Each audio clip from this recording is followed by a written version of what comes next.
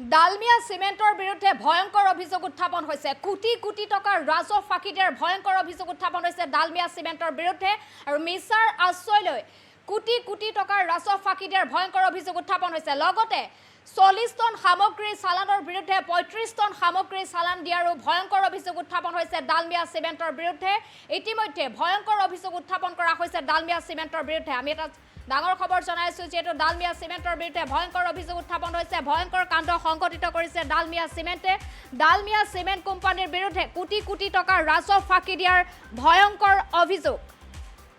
মিছাৰ আশ্ৰয় লৈ কোটি কোটি টকাৰ ৰাজহ ফাঁকি ডালমিয়া সিমেন্ট কোম্পানীৰ 40 টন সামগ্ৰীৰ বিপৰীতে ডালমিয়া সিমেন্ট কোম্পানীয়ে দিলে 35 টন সামগ্ৰীৰ চালান এই বিস্ফোৰক অভিযোগ ডালমিয়া সিমেন্ট ফেক্টৰী ট্ৰাক যোগান দিয়া মালিকৰ অভিযোগ অনুসৰি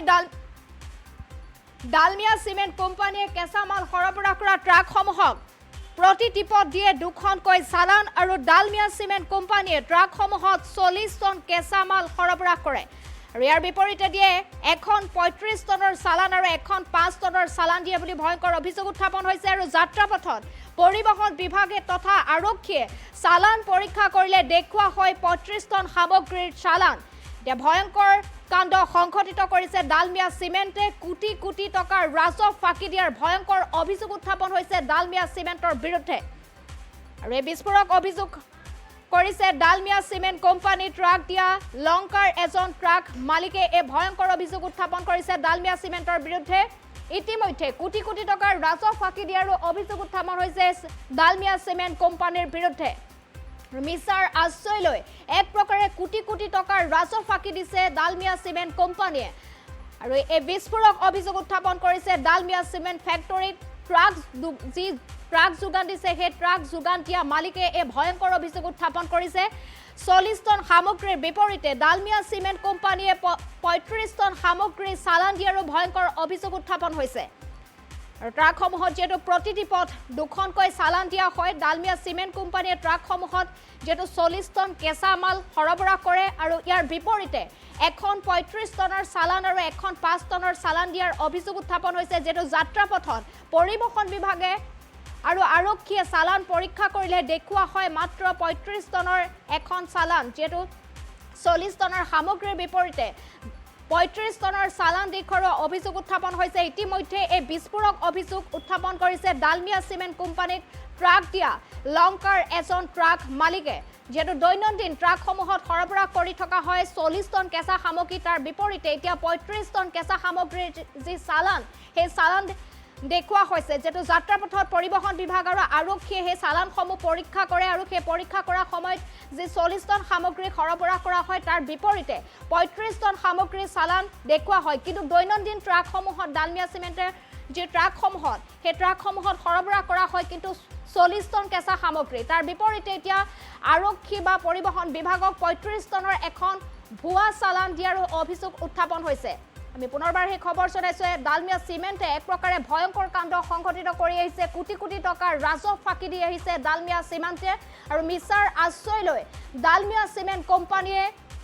কোটি কোটি টকাৰ ৰাজহ ফাঁকি দিয়াৰ অভিযোগ এক প্ৰকাৰে উত্থাপন কৰিছে আৰু এই বিস্ফোৰক অভিযোগ উত্থাপন কৰিছে ডালমিয়া সিমেন্টত যি ট্ৰাক যোগান দিয়ে সেই ট্ৰাক যোগান দিয়া ট্ৰাক মালিকে অভিযোগ উত্থাপন কৰিছে লংকাৰ এজন ট্ৰাক মালিকে এই ভয়ংকৰ অভিযোগ উত্থাপন কৰিছে ডালমিয়া সিমেন্টৰ বিৰুদ্ধে যেটো প্ৰত্যেক দিনাই 40 টন সামগ্ৰী ডালমিয়া সিমেন্টে সৰবৰাহ কৰে তাৰ বিপৰীতে কিন্তু 35 টনৰ যি সামগ্ৰী সেই সামগ্ৰীৰ চালান দিয়াৰ অভিযোগ উত্থাপন কৰিছে লংকাৰ সেইজন ট্ৰাকৰ যি ডালমিয়া সিমেন্টত যি ট্ৰাক যোগান দিয়ে সেই ট্ৰাকৰ মালিকে এতিয়া ভয়ংকৰ অভিযোগ উত্থাপন কৰিছে যেটো দৈনন্দিন ট্ৰাকসমূহত সৰবৰাহ কৰা হয় 40 টন কেঁচা সামগ্ৰী এতিয়া 40 টন কেঁচা সামগ্ৰীৰ বিপৰীতে 35 টন সামগ্ৰীৰ চালান দেখুৱাৰ বিস্ফোৰক অভিযোগ উত্থাপন কৰিছে ডালমিয়া সিমেন্ট ফেক্টৰীত ট্ৰাক যোগান ধৰা এজন লংকাৰ ট্ৰাক মালিকে ইতিমধ্যে কেইবাটাও ভয়ংকৰ অভিযোগ উত্থাপন হৈছে ডালমিয়া সিমেন্টৰ বিৰুদ্ধে কোটি কোটি টকাৰ ৰাজহ ফাঁকি দিয়াৰো অভিযোগ উত্থাপন হৈছে মিছাৰ আশ্ৰয় লৈ কোটি কোটি টকাৰ ৰাজহ ফাঁকি দিয়াৰ অভিযোগ উত্থাপন হৈছে ডালমিয়া সিমেন্ট কোম্পানীৰ বিৰুদ্ধে আমি নিউজ চেনেলৰ মাধ্যমত আমি আমাৰ চৰকাৰক জনাব বিচাৰিছোঁ যে আজি লংকাত যেতিয়া ডালমিয়া ফেক্টৰীটো হৈছিল তেতিয়া আমি বহুত খুশি হৈছিলোঁ যে আমাৰ জিলাত এটা ফেক্টৰী নাই এটা ফেক্টৰী হৈছে আৰু আমাৰ লোকেল মানুহে কিবা কাম চাম কৰিব পাৰিব ইমান দিন কৰিছিলোঁ আমি। যেতিয়াৰ পৰা বিনয় চিমেণ্ট হ'ল, তাৰপিছত কেলকম হ'ল, তাৰপিছত ডালমিয়া হ'ল, আমি কাম কৰি আছিলোঁ। কিন্তু এতিয়া ডালমিয়াৰ যে কৰ্তৃপক্ষ বিহাৰৰ পৰা এটা এজন মানুহ আহিছে ইয়াত, নলিনী সিং, এই মানুহটো অহাৰ পিছত এনেকুৱা হৈছে যে ডালমিয়াটো যেনেকুৱা তেওঁলোকৰ নিজৰ পৈতৃক সম্পত্তি,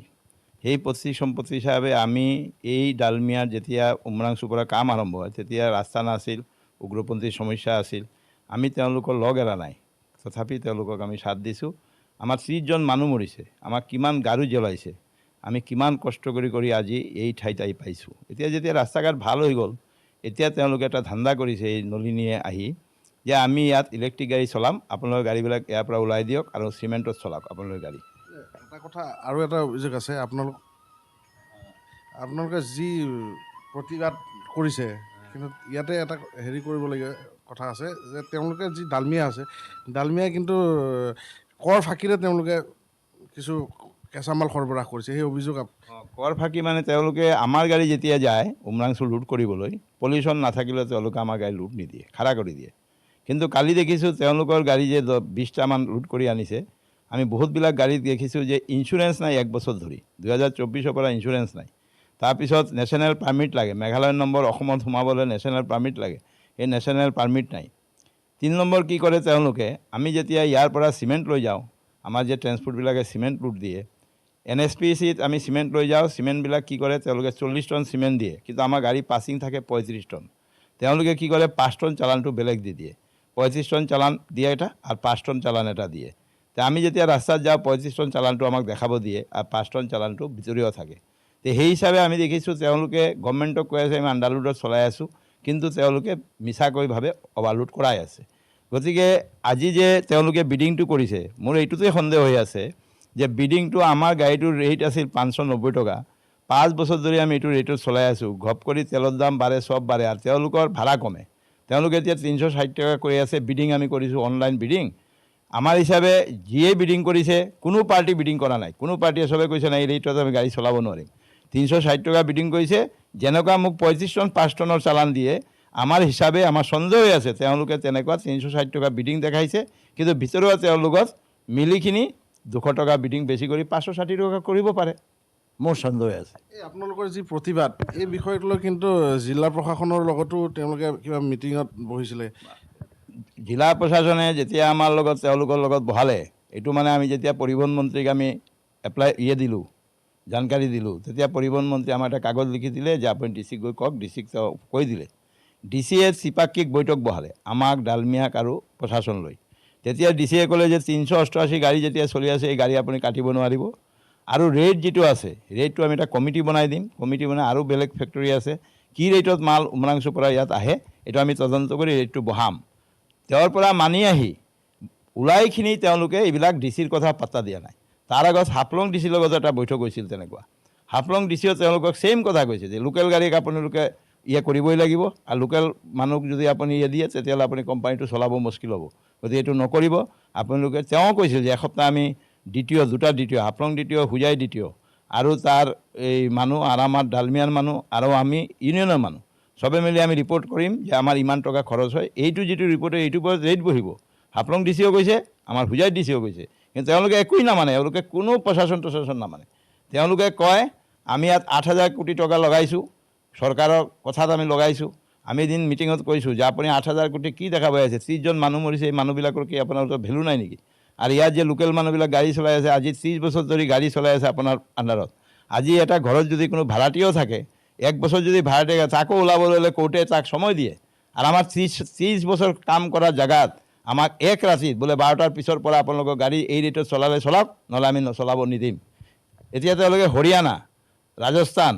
মেঘালয় তাৰ পৰা গাড়ী আনিছে, কালি ডিচিয়ে মানা কৰিছে যেতিয়ালৈকে এইটো ৰিপৰ্ট কমপ্লিট নহ'ব তেতিয়ালৈকে আপোনালোকে বাহিৰৰ গাড়ী চলাব নোৱাৰিব, আৰু তেওঁলোকৰ গাড়ী চলাব লাগিব, আৰু যেতিয়া ৰেট যদি বেছি হয় সেই ৰেটত পইচা দিব লাগিব। সেইটোকে কালি থলুৱাক বঞ্চিত কৰি বহিৰাগতক, এইটো মেইন কথা। তেওঁলোকে ইয়াত কি কৰিছে, আগততো আমাক কৈছে ইয়াৰ মানুহ কাম দিব, এতিয়া ইয়াত লেবাৰৰ কাম খালী আছে আমাৰ মানুহ, তথাপি এটা লেবাৰ ইউনিয়ন বনাব নিদিয়ে, যে ভিতৰত যে লেবাৰবিলাকে কাম কৰে তেওঁলোকে এটা ইউনিয়ন বনাব নিদিয়ে। তেওঁলোকে আমি বহুতবাৰ কৈছিলোঁ, আমি RSSৰ মানুহ, আমাৰ যেটা মজদুৰ সংঘ আছে সেই মজদুৰ সংঘৰ পৰা আমি ডালমিয়াত ইউনিয়ন বনাব আছিলোঁ, কিন্তু তেওঁলোকে আমাক ইউনিয়ন বনাবৰ কোনো সুযোগেই নিদিয়ে। কাৰণ তেওঁলোকে ইউনিয়ন বনালে জানে তেওঁলোকৰ চব ভাণ্ডা ফুৰ হৈ যাব। সেইকাৰণে আমাৰ যে গ্ৰেটাৰ ট্ৰাক মালিক সংস্থা আছে এই ইউনিয়নটো এই নলিনীয়ে কৈছিল মই ভৰিৰে কুচলাই দিম, ভৰিৰে কুচলাই দিম। এনেকুৱা বহুত ইউনিয়ন মই কুচলাই আহিছোঁ। তেওঁক কি ইয়াত কি গুণ্ডাগিৰি কথাবৰ কাৰণে ডালমিয়া পঠাইছে নেকি আমিতো এইটো নাজানো। কাৰণ এনেকুৱা মানুহ তাৰপিছত ইয়াত এজন আছে মিশ্ৰ বুলি, তেওঁ আমি যেতিয়া হাফলং ডিচিৰ লগত মিটিং কৰি আহিছোঁ, যেতিয়া আমি হাফলং মিটিং কৰি আহি আমি ৰাস্তাত আনাৰস খাই আছিলোঁ, তেওঁলোকে গাড়ী দেখি ৰাখিছে। ৰখাৰ পিছত আমাক ক'লে যে অসমৰ মানুহবিলাকৰ চৰিত্ৰ ভেড়াৰ নিচিনা, ভেড়া যেনেকৈ এটা একফালে যায় চব ভেড়া একফালে যায়, আমাক অসমৰ মানুহ তেওঁলোকে ভেড়া পৰ্যন্ত বনাই দিছে। তথাপি এই মানুহবিলাকক আজি আমি নকি লগাব পৰা নাই। আমি যেতিয়া ইউনিয়নে কিবা কৰিব যাওঁ তেতিয়া আমাৰ DC SP গুচি যায়, গৈ আপোনালোকে ল এণ্ড অৰ্ডাৰ মেইনটেইন কৰিবৰ কাৰণে আমি কিন্তু আপোনালোকক আন্দোলন কৰিব নিদিম। কালি পিছত মই DC ছাৰক কৈছোঁ, ছাৰ আমাৰ গণতন্ত্ৰ অধিকাৰ, আমি গণতন্ত্ৰ সাব্যস্ত কৰিব পাৰিম আৰু কৰিম আমি। তেতিয়া যেতিয়া ৰিকুৱেষ্ট কৰিলে যে আমাক এসপ্তাহ টাইম দিয়ক, আমি এসপ্তাহ টাইম দি আপাতত আমি এইটো স্থগিত ৰাখিছোঁ। কিন্তু যদি আমাৰ কাম ঠিকমতে নহয় আৰু যদি তেওঁলোকে বাহিৰৰ গৰাক আনি যদি বাহিৰৰ মানুহ পীড়া দিব বিচাৰে তেতিয়াহ'লে আমি এইটো এৰি নিদিওঁ। আৰু আপোনালোকৰ সংবাদ মাধ্যমক কৈছোঁ এইটো কাৰণে আপোনালোকক সহায় লাগিব, কাৰণ সংবাদ মাধ্যম গণতন্ত্ৰৰ চতুৰ্থ স্তম্ভ। আজি গভৰ্ণমেণ্ট নাজানে, গভৰ্ণমেণ্ট জানে অসমত ইণ্ডাষ্ট্ৰী হ'ব লাগে, কিন্তু ইণ্ডাষ্ট্ৰী গভৰ্ণমেণ্টে এইটো বিচৰা নাই যে ইণ্ডাষ্ট্ৰী কৰা আৰু ইয়াৰ লোকেল মানুহক তুমি খতম কৰি দিয়া। এইটো কেতিয়াও গভৰ্ণমেণ্টে নামানে। আমি